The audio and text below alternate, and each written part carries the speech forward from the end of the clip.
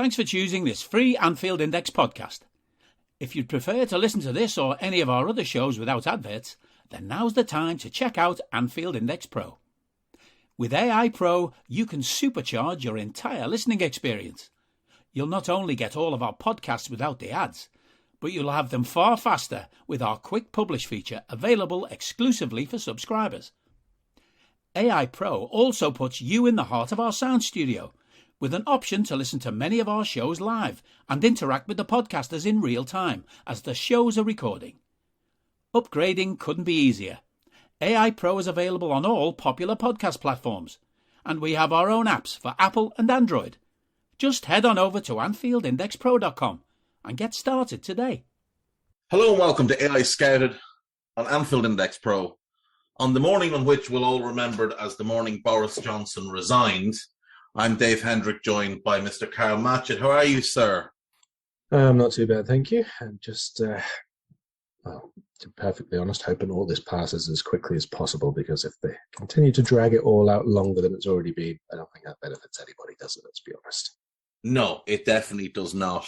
It won't benefit anybody, just like this entire Conservative reign of power has not benefited anybody who is, a normal person. Right, let's go. We are going to look at players who are out of contract in 2023 and whether or not Liverpool should be looking at them, should be eyeing them up as potential signings for next summer, either on the cheap in January or on pre-contracts in January. And we thought we might have a look at some of the 2024 options who can also, be cheap next summer. But we'll focus in on 2023. And Karl, that group is headed by Raheem Sterling. Now, it does look like he is going to go to Chelsea. I would love to have Raheem Sterling back at Liverpool. God, yeah, he'd be a great fit. Honestly, I cannot understand all these things that I've seen saying, Sterling, he's finished as a player, he's already peaked, or he's not been that good. Sterling is excellent, and Sterling has been consistently really good for Man City. He's maybe a player who, is not quite the biggest and best in their team in the build-up, and maybe that sees him get overlooked at times. But as a final third player, his movement, even his productivity, to be perfectly honest, is still very, very good. I would have Sterling in a heartbeat, and I think most clubs around the world would and should. Yeah, without doubt. I mean, you look at what he's been able to do at Manchester City over the last 5 years, and there's only really one disappointing season, which was the 2021 season. In 17-18, he scores 23 goals in 46 games. The following season, it's 25 and 51. Then it's 31 in 52. I would argue that over that 3-year stretch, and certainly over 18-19 and 19-20, he was one of the 5 best players in the league. Then he gets 14 in 49 because he's playing less frequently. Now, the appearance total is similar, but he starts less, and he's coming off the bench, and he's coming into different situations in different positions. This past season, again, in more of a squad role where he's been rotated, 17 goals in 47 games. A good performance by Sterling. He had some really good standout moments. I don't get the idea that he's finished at all. I think he's world class. I think he proved it at the Euros when he was, for me, by far England's best player, that he is a world class operator who will get you goals and assists, will make a difference, will win you games.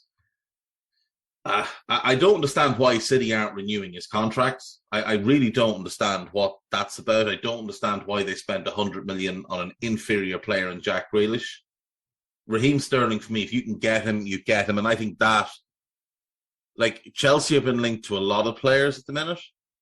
He is, for me, the best player they've been linked with and the one that makes the most sense for them. Him next to Kai Havertz, I think he'll score a ton of goals.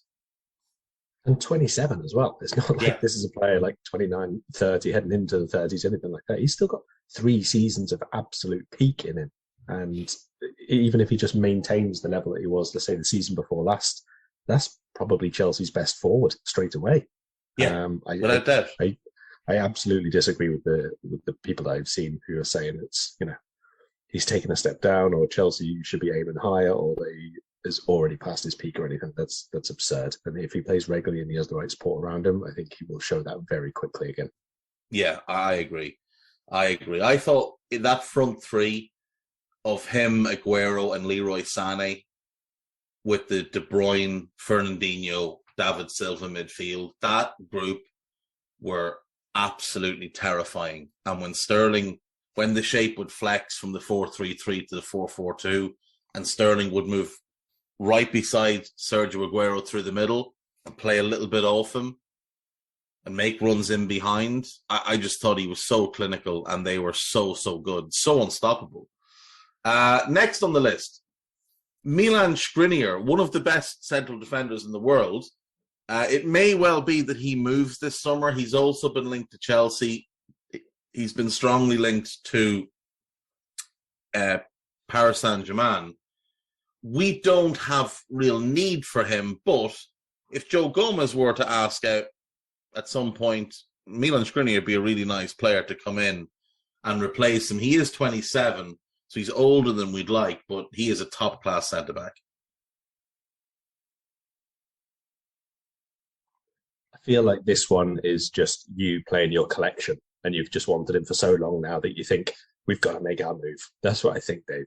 This is part of your football Pokemon, isn't it? You want all the really good players. Hits, Karl. I'm playing the hits. You've missed out on a few of the greatest midfielders you've wanted.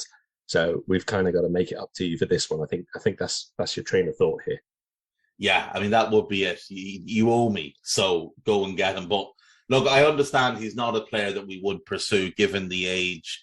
If Joe were to leave, I think we're far more likely to look at, a Maxence Lacroix and Edmond Topsapa, somebody of that nature, than someone like Skriniar who'll be 28 by next summer. But the only way I could make a case maybe is if we lost two. If we lost Gomez and Matip at the same time in the same summer, then maybe you would look at a third, more experienced, capable of being first choice player straight away, and then the fourth one goes back to either a much younger or a much older one. That's a fair point. Yeah, if Matip were to go, it would make more sense in that situation. Next then is a player I do like, and I think you like him as well, Serge Gnabry. Yeah, I mean, I've been trying to have a look at this because obviously we've been linked with Gnabry for quite a while now. Not really high quality links, let's say, in terms of the sources it's come from and stuff, but still murmurings and headlines and all the rest of it. And I was trying to look to see if there's still a case for that to happen, like this year or in January, let's say, or even next year on a free. But it's a bit difficult to look ahead and see who's going to want to leave in a year's time if they haven't played and so on. I think there's still a little bit of a case to be made here if the plan is for Klopp and the gang to go 4-4-2 or 4-3-1 or whatever way round you want to call it.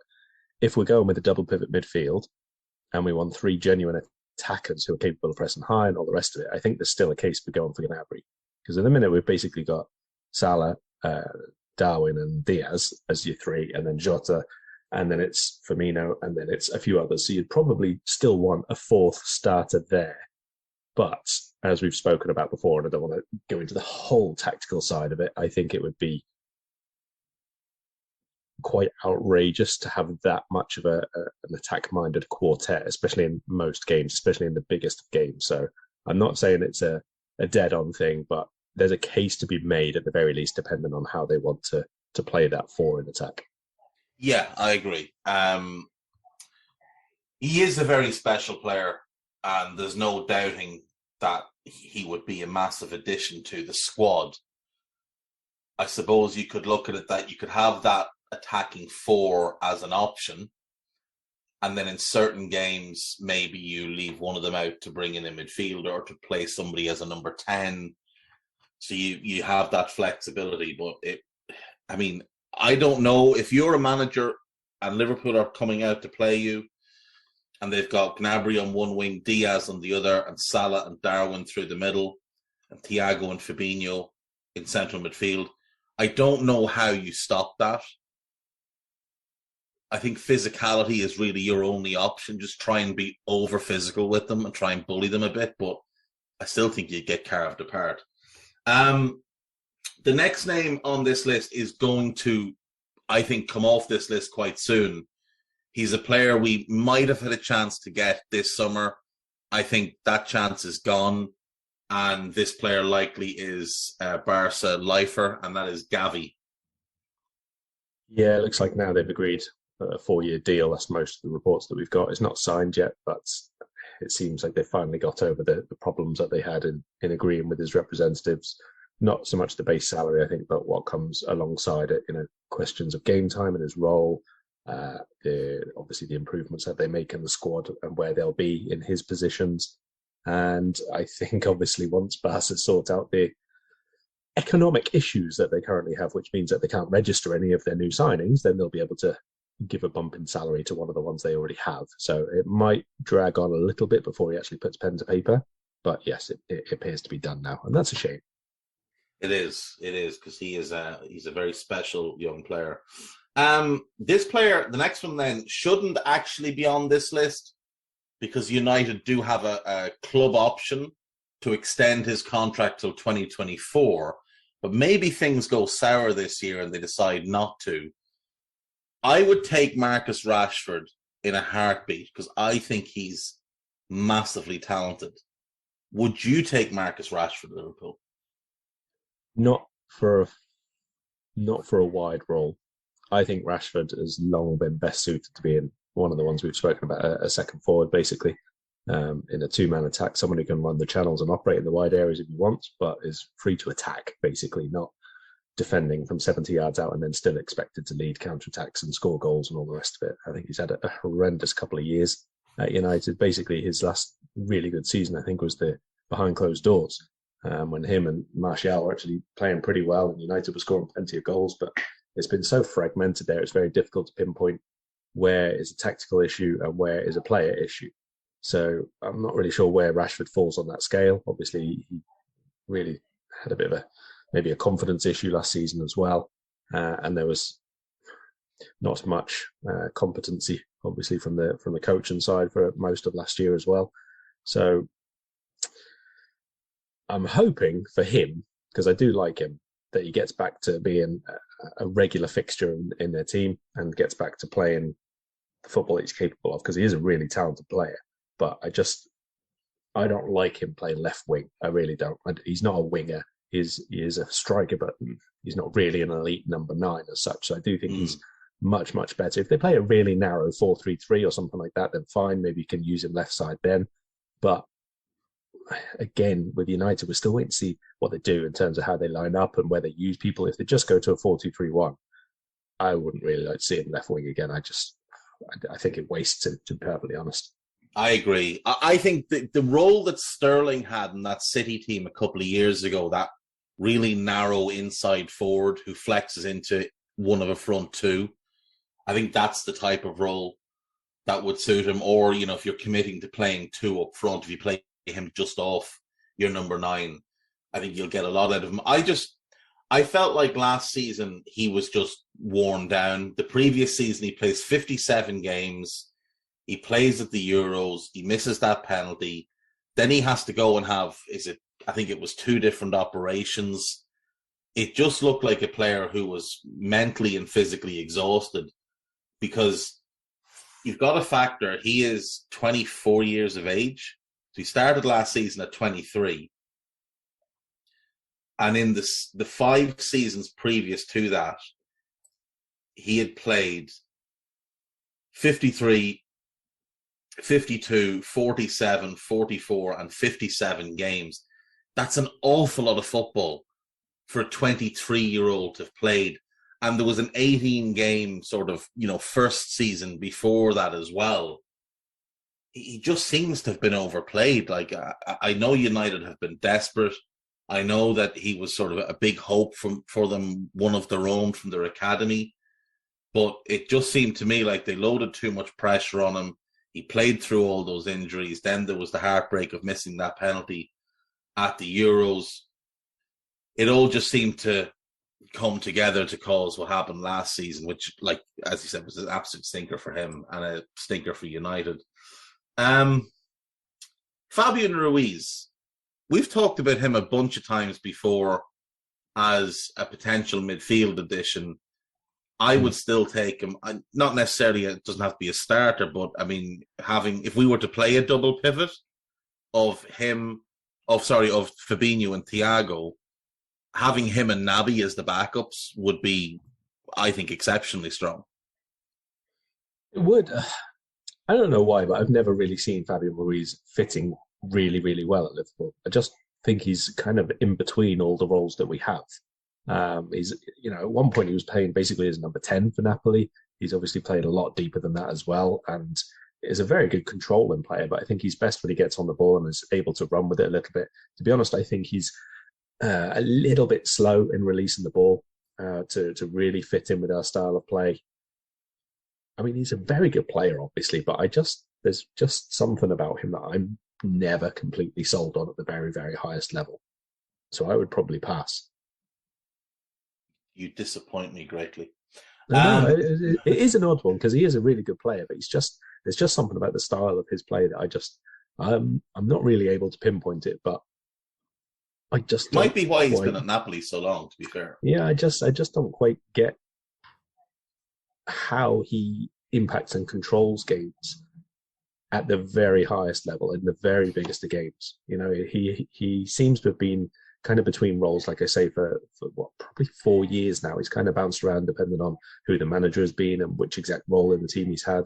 And he's good at everything. It kind of feels a little bit with him like I felt with Harry Kane when he was coming through with Spurs finally, in that he could, score loads of goals, but you didn't really see what individual trait he was exceptional at. He wasn't lightning. He wasn't really, really strong when he was, his first 2 years or so at Spurs. His movement was obviously good, but it has to be more than that. And I'm still not 100% sold on Ruiz. So given where we are and what we need for players coming in, I would pass because I think there are others capable of being better. What I would say is he's been at Napoli 4 years. He's had 3 different managers, and they're all very, very different types of managers in Ancelotti, Gattuso, and Spalletti. And as you said, he's been asked to play different roles. He hasn't really been given an opportunity to settle into one position for a prolonged period of time. I do love the pairing of him and Zambo in midfield. I really enjoyed watching that last year, but I can understand your hesitation. What about Yuri Tielemans then? Would you be interested in Yuri if we were playing a 4-3-3? I would if he was on a free next summer.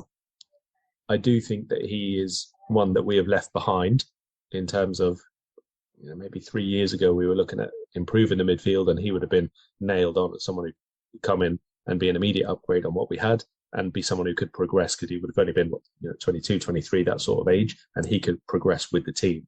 But I think staying at Leicester as he has done when they've had not such a good year and maybe not such a good 18 months, I would argue, he maybe hasn't quite progressed to that next stage that he needed to.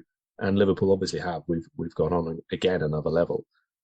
So I would say that he's maybe one we've surpassed at this point. But then if he's free and you're very confident that you can help him get to that next level still when he's 26 and 27, then maybe, you would still look at him as someone who has the basic attributes that you want and you can improve it. But I don't think he would be a starter anymore. Well, he'd start over Brian Henderson. Let's be fair. He's still a better player than Brian Henderson. But you know what the problem is with Yuri Tielemans? You know what the biggest problem with him is? He's been Brendan. People can come back from that. They can. Just not at our club. They'll have to go somewhere else, de-Brendan themselves. It's a process. It takes time. Then you've got to make the move then. I will not accept any argument against this next player because I adore him. Carlos Soler. If we wanted to play a 4-4-2 with a narrow right-sided midfielder and a high left winger, that Koke role, Carlos Soler was born for that role. Don't let me down now. No, I'm not. He's brilliant, and that's his role. He's not a 10. He's not a winger. That's where he plays. He's that. He's a narrow 8 basically, but in a 4, that's where he's played most often. So I'm with you on that. And he's also played in a double pivot midfield for Valencia. I don't think that's his strongest role, and you'd need an absolute general beside him. But work rate, never let you down. Professionalism, never let you down. On the ball, very, very rarely let you down. So definitely would be one for me. Which is amazing, considering the chaos he has been put through over the last, 4 or 5 years at Valencia, that he has managed to maintain a professional edge is incredible. Honestly, it says a lot for not just him, but Jose Aya as well, and a couple of the others at the club, that they have stuck by Valencia through the absolute nonsense that those ownership group have put them through. And now you can see that even they are coming to the end of their tether, and there's nobody to blame but the hierarchy themselves. Is there a worse run club in Europe? I mean, I guess you could put Blackpool forward up until the Oysters left. Yes. Charlton of a few years ago under the name, I've forgotten of him now. Was it the Belgian guy? Oh, De Châtelet. Yeah. Barcelona up until 2 years ago. Some would say Barcelona now. Yeah, possibly. That's selling their future for short term. Yeah, well, for short-term survival, I think is probably the difference there. I think Barca are probably get an exemption at the moment because they've done a couple of really, really big deals. I mean, the Spotify deal that they've done now should prove over the next few years to be enormously beneficial and very, very forward-thinking for them as well. So I think that they probably get a pass because they've had so much to unpack there, and they keep coming up with new stuff from the previous regime, having hidden it basically. So maybe they get a pass at the moment, but we'll wait and see because, if they go and spend the big salaries on the mediocre players again, they're going to be right back where they started. But see, this is the thing with Barca. Like, I'm looking at it and thinking, okay, you've got all these debts and you need to clear them all. Surely the smart approach here is to pull back on spending and make the aim over the next 3-4 years just to be in the Champions League and then to reach the knockout phases. And if you can do that for 3-4 years, with the amount of money that club makes and with the deals like the Spotify one, surely you can fix your finances that way. And then you go and then you'll get yourself back to a situation where your debt is very, very manageable, or it's just like a normal club's debt. Instead, Barca are like, okay, well, what we're going to do is we're going to sell this, we're going to sell that, then we're going to sell Frankie de Jong. And what we're going to do, rather than just bank that money, because, or go and buy a young midfielder to come in and replace Frankie, or just go with Frank Kessie that we've got, Gavi and Pedri and whoever else is there, we're going to go and buy Robert Lewandowski, who's 34 years of age and will be on obnoxious money. Like, how is that smart? Yeah, I don't know. Like, this even started in the January window, to be honest, when they started signing people like Aubameyang. I mean, there's never going to be a set type of play that they have to buy, because obviously they did have to have a bit of pressure on at the time. The new manager coming in, fans very, very disgruntled at the time. They needed to get back in the Champions League spots because I think they were like 6th, 7th at the time that Xavi came in, and the transfer started to happen then a month later. So they needed a bit of something. So you can kind of understand, 1 or 2 outside the norm. But if they start handing out the massive contracts, we've seen them getting people like Kessie on a free transfer. I love Kessie. I'm not 100% sure he's exactly what Barca needed primarily in midfield, but I do think he's a good addition if they play in a particular way next season and beyond. But if they start handing out, the Dembele-sized contracts to not guarantees of success, they're gonna come unstuck again, because you are still dealing with a manager who, although highly rated and really respected, doesn't have a lot of experience behind him at the moment. He's still got a backroom staff which he's piecemealing together at the moment. There's still a lot of work to be done on the infrastructure side, for the training ground, obviously the stadium rebuild that's got to happen. There's a lot of money that's got to be put into very many different areas of Barcelona off the pitch. And if they start going in the wrong direction with the contracts again, yeah, it's going to be a struggle. I don't think that qualifying for the Champions League should be too much of a difficulty for them. I think the big thing there is to, basically redo the dressing room mentality, maybe kind of like what Man United have got to do, but nowhere near as bad. And I think that probably after next summer, they're looking at people like, we're scared again, maybe Alban, the old crew basically might be done and dusted. They'll have got rid of the ones like Umtiti and Longley who they don't want anymore and have basically tried to do everything they want to get them out. And maybe then that's a bit of a reset for them. So they are kind of looking at this coming season as just get in the top four, challenge for the title if you can, but be in the top four, make sure you're Champions League, and then we'll see where we go. Because there's not been huge transfer outlays so far. I wouldn't even be thinking of challenging for the title. I'd just be like, right, we're not going to win the title for the next 4 or 5 years. We're going to save this football club. And if the fans aren't on board with that, that's an issue the fans have. If the fans can't see the wood for the trees, that's their problem. Let's move on. I mentioned Robert Lewandowski. I don't think he's someone we'd consider, but would you consider him? No, not for me. I mean, obviously, great finisher, goal scorer, all the rest of it, but not for the style of play that we have. No. Okay. What about Lionel Messi? He's decent. Yeah, again, for the style of play, no. Would I still take him? Yes. Always. In a heartbeat. That's where the number 10 shirt's going. Jan Oblak, we have no need for. He is coming off a very poor season by his standards. I'd expect that he gets a new deal and bounces back, but he's still a great goalkeeper. Yeah, absolutely. One of the best. There's, everyone, lots and lots of people, I should say, have a down year, and Atletico as a whole were not good last year, so I presume he'll be back. Maybe the most Brendan of all the Brendan players, Kagler Soyuncu, who has had 18 months of absolute horror shows. I would say he's a firm no. He was always a firm no from me, and I stick to my original script. He's not just been Brendan, he's been utterly exposed for what he was to begin with. He did very well in the clearances and the being central and the being the focal point of defending, but he was not a good defender. He's not mobile. He's not good in the channels. I don't like him. Never have done. It's just disgusting. Carry on. This is one that we definitely did have interest in the earlier days of Klopp, but as you said with Fabian Ruiz, he is somebody that we have, I would say, moved past the level of, especially considering he hasn't been the same since the ACL tear. But his name continues to do the rounds, Marco Asensio. Yeah, I mean, on a free, I'd take him for sure. And I'd probably buy him, again, depending on the plans that we have in terms of how we're going to line up. I don't think Asensio is really suited to playing right wing, unless it's going to be that the one that you spoke about for Soler, a narrow 4-4-2 in from the right, kind of playing in the 10 zone, basically. I don't really think Asensio is a winger or an inside forward even. He's a playmaker, really, but one who is also quite aggressive and can score quite a few goals if you get him on the ball enough. So I do like Asensio, but I wouldn't play him in Salah's role in our 4-3-3, for example. He's not dynamic enough for that.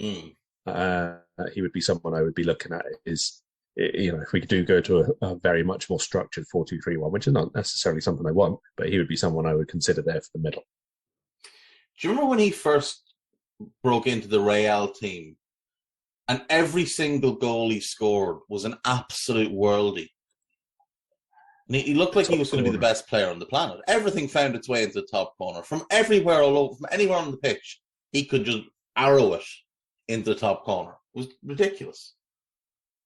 Yeah, really good on the turn. As soon as defender comes towards him, he had that little shift of movement, didn't he, where he could just take the ball away from them in one touch and be past them already, and that was it. And really quick, and he hasn't quite got that speed anymore either, has he? No, he doesn't. That's what he has lost, is that little burst over 5 yards. Like, he was never lightning over distance, but he was really quick over 5 yards. And all he needed was a couple of yards of space, and the ball was arrowing towards the net. Would you take a flyer on N'Golo Kante as a squad addition into that midfield? Probably on a free, yeah. I don't think I would pay money for him at this point because he's had A lot of 2 years injuries. of continuous injuries now, and he was like really, really heavily played for 4 years between Leicester and Chelsea, I suppose. So, um, he'll be 32 by next summer on a free, yeah, for sure. As a ball winner, as a Fabinho alternative, and as the one alongside him alternative, he can cover 2 or 3 roles for us there. But he wouldn't be a starter for me, and they probably wouldn't pay funds for him at this point. No, I'd be the same. Jose Gaia, we have a left back and a good left back cover, so we're not really in need. But if Costas were to leave on a free, you'd be hard pushed to find a better left back to come in behind Robbo. God, I think he would be wanting more than behind Robbo, to be honest with you. I think Jose Gaia is really underrated still. I think he's wildly underestimated. He's one of the best crossers of the ball from wide areas from fullback. He is really quick. He's really aggressive. I love Gaia. I don't think we'll sign him, or probably even should sign him, given kind of hierarchy and not rotation. I think he's Spain's best left back. I think he's one of the better left backs in Europe, to be honest. Yeah, he's very much paid the price for his loyalty to Valencia, because it's almost like he's been forgotten about in a lot of circles. But if you're looking for an immediate upgrade at left back this summer, and a really good left back, and you've got 25 million to throw at the position, I don't know how you do better than him. Like, I agree. If I'm Man City and I'm looking for a new left back option, I'd rather buy him than Cucurella. I know Cucurella's 4 years younger, or 3 years younger, but he's also going to be double the price, and he's not as good. So that's a bit of a weird one for me, that City aren't looking at him. Yeah, I agree. I mean, I guess the only thing with Cucurella is, again, depending on how City want to play. I mean, he's obviously played in midfield quite a lot of the time. He's a little bit more aggressive than Gaia maybe in challenges, but he's not as good on the ball. Both very, very good crossers. Younger, like you say, but a much bigger fee. Maybe they did look at him and there's no way to get him out of Valencia until next year, and they needed one this year, and it's that simple. Guy has made the point that we've forgotten about. It is written into law that City can only sign fullbacks for around 50 million. So they could overpay for Gaia if they wanted to, but it just makes more sense to go with the guy who is tagged at 50 million. I think we might disagree on this next one. I would definitely take Thomas Lemar. I'm a big fan of Thomas Lemar. Now, positionally, you'd have to make things work, but he could play in the midfield 3. He could play as a 10. I think you could use him off the right in the 4-2-3-1 or 4-4-2. Can also obviously play on the left and is very good there. I would take Thomas Lemar. Would you? I would take him on a free, but again, I probably wouldn't be looking to pay big money for him in a transfer. I think Lemar, I absolutely loved Lemar at Monaco. He was like my number one wish list at the time he was leaving. But again, at Atletico, he's had 4 different roles for them, at least. You know, he's been the 10, he's been in centre mid, he's been the winger, he's been a wing back. And I'm not sure that, like quite a few players there, to be perfectly honest, I don't think they've got the best out of him. I don't think that the style, obviously, that Simeone prefers to have on and off the ball, it's a little bit too productive to get the best out of the very talented attacking players that they have. So I would want to see more from him again, because again, like Asensio, he used to be lightning over the first 10 meters or something when he was coming in off that flank when they played the narrow 4-4-2 at Monaco. He was really quick at getting past the first man, crossfield balls then, his set pieces are really good. He could shoot from anywhere, and you don't see huge amounts of that now at Atletico from him. So I would be a little bit hesitant to pay big fees, but yeah, on a free, again, you're probably bringing in cover for 3 different roles in our current setup. It is insane to me that Monaco put together that midfield with Bernardo on the right, Thomas Lemar on the left, and Fabinho next to João Moutinho, with Bakayoko sort of as the rotation option. And other than João Moutinho, who they bought sort of in a previous regime, Luis Campos was able to put that all together for about 15 million which is just obnoxious. And then you consider the amount of money they made selling those players. And then you have the Mbappe Falcao front two, which Mbappe came through the academy. Falcao, again, was the previous regime. They'd spent a lot of money. But that was a sensational group of midfielders and forward players that Campos put together on a budget. He did the same then at Lille. I have to be honest, Karl, him going to PSG really concerns me from a Champions League point of view. Now, they've got to get through this current iteration where they've got Messi and Neymar. But once they get past that, he could build a really scary team at PSG. Yeah, 100%. He's one of a few who have probably got the clout and the personality to not really care what everyone else around him says and just do what he thinks is right. And he's very good at picking what's right, to be honest. I think apart from the thing you've just said there, that they've got to get past this stage of the team anyway, the other thing is the egos of that club. And I'm not just talking about the players here, but other people as well, might think that they know best, and after 2 years go, well, you've not done anything, because they've still got the Neymars, they've still got the holdovers from what they've basically had over the last 3 years, and it's not quite happened for them immediately, and that's not necessarily what his job is about, and certainly not with this group. Yeah, he might have to, negotiate a few deals for genuinely elite talents to come in, but he also has a mid-term building plan. And presumably that's a lot of what he's been brought in for, because they're going to have to at some point scale back the ridiculous salaries that they've been paying out. I mean, you think of our buddy Sergio Ramos alone. How much wages did they pay him for how many minutes last season? And what exactly did they think that they were going to get out of him? It's some of the decision making at the club has obviously been completely ridiculous. And that's a prime example of what he should be fixing, really.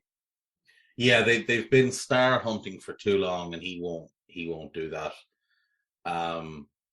Which we should point out is not necessarily to say that they won't do it, because he does not have the absolute overall say there. He's responsible for transfer work, but not necessarily every single deal that they do. And it's notable as well that his title is football consultant. It's not actually sporting director. So you'd wonder how much power he's actually going to have. Obviously, he's been key in the Galtier deal. And maybe the two of them together can show a really strong united front, and maybe the two of them together can talk down some of the people above them at PSG and convince them that, look, we've done this before. You're all idiots. Look what you've created. Just get out of our way. Give us 2 years and we will build you an absolute monster of a team. Jorginho, I wouldn't go anywhere near. I assume you're no different on that one.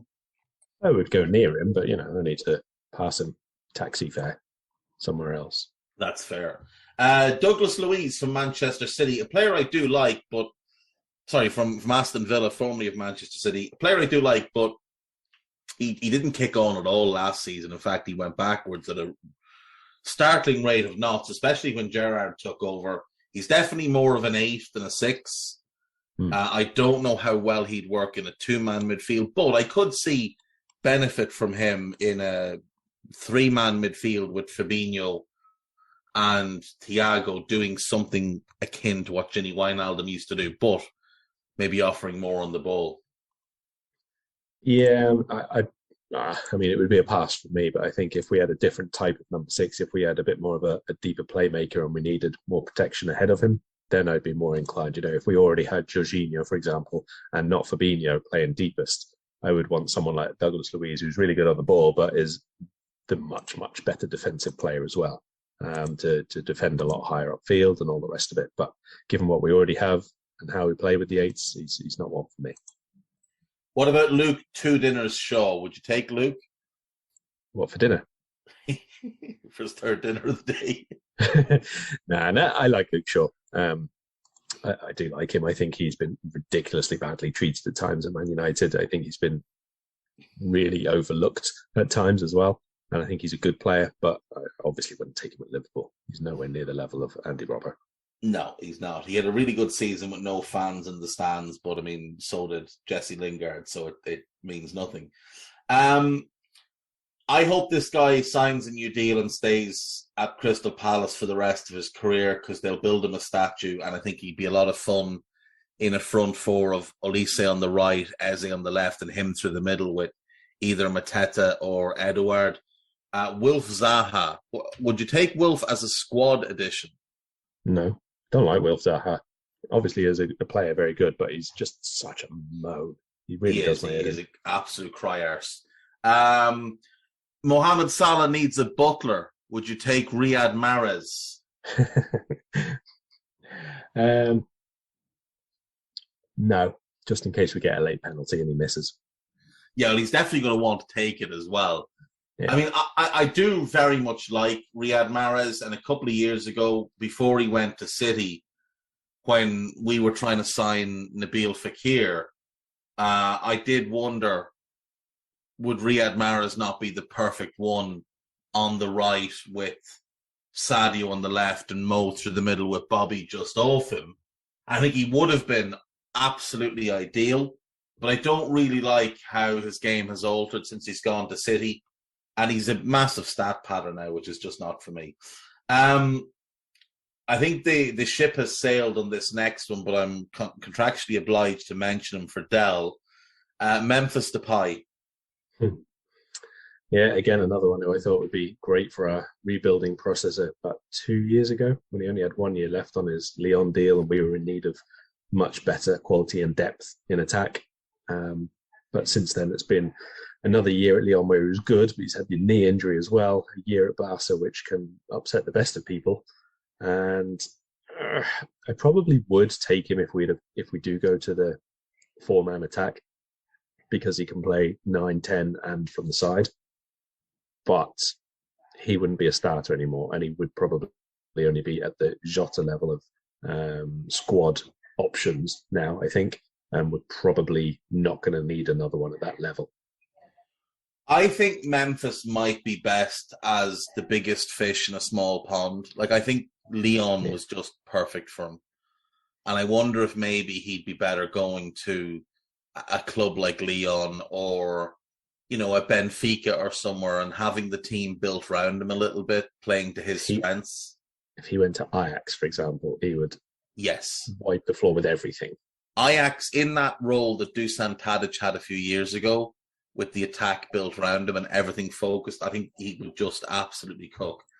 A player we've been linked with for years and years, he's likely to move this summer, potentially to the Premier League with Chelsea, Kalidou Koulibaly. Not anymore. There was a time, but not anymore. No. If Joe Gomez left, I think this guy might be on the list to replace him. He had a really good season with Eintracht Frankfurt. I do think at the minute he's probably better left side of a back three, but he has played in the back four before. Evan Ndicka. Yeah, basically, what I want to say here is let's see what happens this season, because I do like Ndicka and I think he's a really good player. And he had a very, very good season last year, obviously, as Eintracht had a really good season as well. But we'll wait and see, because there might be quite a lot of changes at how Eintracht play this year with, oh my God, his name's completely gone out of my head. Hinteregger? Retiring? Yes. Yeah. And so this is going to have a big knock-on effect on how they play, how they build up, how they defend from deep, maybe the formation that they line up with, whether they go to a 3 or a 4, because it's completely unexpected, obviously, how it's come about. Played a big part in the team, was a big player, would have got a lot of money if they sold him. They've got nothing for him now. So do they still have the amount of money to replace him? Do they have plans in place already to bring in the same type of player? They brought in Onguene from Salzburg, who I quite like, but not going to give you exactly the same sort of thing. So maybe Ndicka's role is going to change this season, and that's what I'd like to see, how he fares in the back four if they play it, or without someone who is as marshalling him constantly as Hinteregger was. Yeah, that's a good shout, actually. I'm really surprised that Hinteregger made the decision to retire at 29. It really did shock me that he just decided that was it. He'd had enough. I know he's had some injury issues. I know he's spoken in the past that he wasn't necessarily loving football anymore, but you're 29. It just seemed like a bit of an odd one. Well, this was to do with the football academy that he was linked with. Basically, he Yes, didn't like the basically coverage. if anyone hasn't known about it so far. So he had links with a football tournament, basically, which was organised by someone who had far right wing links, and the club didn't really back him. They told him to move away from it, that sort of thing, and he was unhappy by the way that they handled it as well. And obviously, Eintracht Frankfurt being a very not right wing club didn't like it at all either. So it's all ended in a bit of a mess, unfortunately. Which, given the end to the season that they had with the Europa League and everything, is obviously a disappointment for them. But there it is. Yeah, I wouldn't be surprised if he popped back up in a year and said he was back. But yeah, for now, he is retired. I won't go through the entire list of the next page because we've only got 5 minutes left. So I'll just hit a few of them, get quick answers from you. Manuel Akanji. No, not anymore. Too many injuries and not seen the most consistent performances from him. But then he has been in the Dortmund defence, so you can't really expect consistency. No, that's a very good point, especially next to Matt Summels. Renato Sanchez. Oh, I probably still would on a free, but I expect he'll go this summer, to be honest, anyway. It does look like he might end up at Paris Saint-Germain this summer. Stefan de Vrij. No, not anymore. Again, one I definitely would have and was at the top of my list at one point, but no, not now. Hossein Aouar. Huh. His stock has fallen quite drastically. Yeah, off a cliff. There was at one point he looked like he was basically Zidane reincarnated, and now, I don't know. Again, I think we probably have to just let him play out this season, see if he can recapture anything at all, and take it from there. Right now, obviously not. Yeah, same. Very, very talented, but it's just a shame the way it's gone. Viktor Shankov is an interesting one. I'd take him on a Bosman to be a backup right winger. Or left winger, right winger, left-footed right winger. I think he is probably the same as a few of them that I've said, to be honest. Like, I would take him on a free, but I probably wouldn't pay money for him. And again, it would be dependent on the way that we're playing. If we play the 4-3-3 now, yeah. If we play a much deeper that side midfielder, like the Soler role, definitely not. Yeah, no, I wouldn't take him in that type of role, but in the 4-3-3, I would. Let's see. Thilo Can I give you a Carrere. couple I would? Oh, yeah, go on. Daichi Kamada. Yes, I do like I Daichi. love Kamada. I think he's such a good player. Probably would be like that more attack-minded number 8. He plays as a 10 for them, basically, but I would definitely take him. Yeah, he's done a bit of false 9 play in his time as well. I'd take Daichi. Super intelligent. There's a bit of Bobby about him. Very, very hard worker. Yeah, I would take Daichi Kamada, no problem at all. If Costas departs, I'd take Raf Guerrero on a free. Yeah, I like Guerrero. Super, super adventurous going forward. Great delivery. Creative. Not the best defender in the world, but he at least tries hard, which, you know, if you're not going to be good at something, at least give your best. And he does give his best. So he's pretty aggressive. Yeah. He does. He enjoys getting up close to a right winger. Yeah. And the alternative to him, if it's not him, is Alejandro Grimaldo, who is finally out of contract and, assuming he doesn't sign another long-term contract, might finally leave Portugal. He's the one I would take. Because he's probably a couple of years, was he 26? Yeah, 26. 26. He's a couple of years younger than Guerrero. Now, Guerrero at least has a bit more physicality about him, but I do like him. Here's one you mentioned a few weeks back when we were talking about something else. Hugo Guillamon, or Gillamon? Guillamon, yeah. I do like Guillamon. I think probably what I said before at the time, I don't think he's Liverpool level. He's been used in midfield last season by Valencia, which I thought was a really interesting move, considering I think he's a little bit lumbering and doesn't turn around too well. But actually, he played that position really, really well. He was a centre-back when he was coming through as a kid. He got his chance as a centre-back when they had so many injuries and useless, incompetent idiots at centre-back. and he did really well there. He's very big in the air. He's quite strong. He's an aggressive sort of player. He's a leader from very, very young in that team. And I do like him, but I probably don't think he's good enough on the ball for Liverpool. You got anyone else? Not really. There are a few players there that like we've spoken about in the past, like Todd Cantwell. There was a point where maybe Liverpool would have gone for him. Moussa Dembele, Adama Traore. I think we've moved past all of them, to be perfectly honest. Even Marcus Thuram, I don't think had the best of seasons last year. No. All of them could obviously explode again this year. But again, I think with most of them, you just have to wait and see what happens. Even our old mate, Adrien Rabiot. Yeah, I mean, Rabiot is one of the great wastes of talent. It's a bit of a shame that he's a bit of a prick. And his mother's a complete pain in the arse. I don't think he'd pass the sniff test for Kloppo and such. I'm going to give you one more name. This would be a bit of a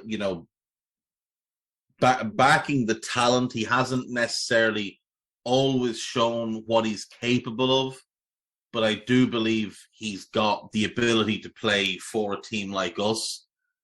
Alexis McAllister from Brighton.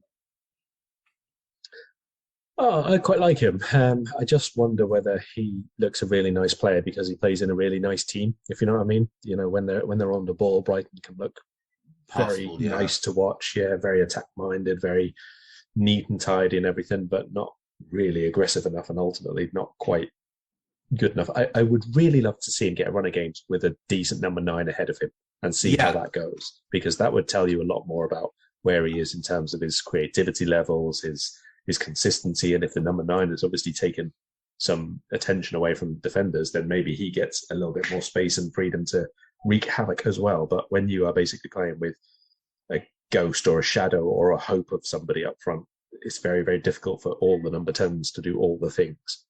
Well, that's the thing. Like, Brighton are crying out for a centre forward, and McAllister, Mopé, Trossard, all of those will be better or would be a lot better if they played with a number 9, and yet they still haven't addressed it. One last name, Yusuf Moukoko from Borussia Dortmund. He's 17, he'll turn 18. It's been hyped for quite a while. Would he be one that's worth going for in January? Maybe, but I'll be honest, although you see like little flashes of him sometimes, I've never really seen him put a whole run of minutes together very, very impressively. And I think that is largely obviously to do with the fact that he's been playing senior football since he was 15. So it's really difficult for that kind of a young player to have a huge, huge impact consistently. Might be worth keeping an eye on him this season, see how he does now that obviously Haaland's not there. There'll be a couple of changes in the attacking line with all youngsters basically there now. So they're going to have to rotate and see which one of them can be consistent enough. Yeah, I mean, his first season when he was 15, 410 minutes in the league. And then last season that dropped to 207. So, he did play less last season when I think there was hopes for him. We will leave it there. You've got to go to work. So thank you, Mr. Matchett. Have you got anything you want to plug before you run out the door? No, just would encourage everyone to take a look at some of the Euro 2022 games if you get a chance, because there should be some very, very good players and teams on show. Yes, so follow Karl on Twitter at Karl Matchett. Read his work in The Independent. This is Anfield. Follow Guy at Guy Drinkle. I'm at EPL Index. See you next time. Bye-bye. We hope you enjoyed listening to this Anfield Index show. Please be sure to subscribe to our channel so future podcasts find their way to your device automatically. There's nothing quite like fan engagement, and we'd love to know what you think of anything discussed on this show. The best way to get in touch is over on our free Discord community, where both podcasters and listeners debate the hottest LFC topics 24/7. Sign up free now at AnfieldIndex.com/Discord. You won't regret it. You can also follow us on Twitter at Anfield Index and find us on Facebook by searching for Anfield Index. Oh, and before you go, we'd love it if you could leave us a 5-star review on your favourite podcast app. It only takes a couple of seconds, and it means the world to the people who create these free shows.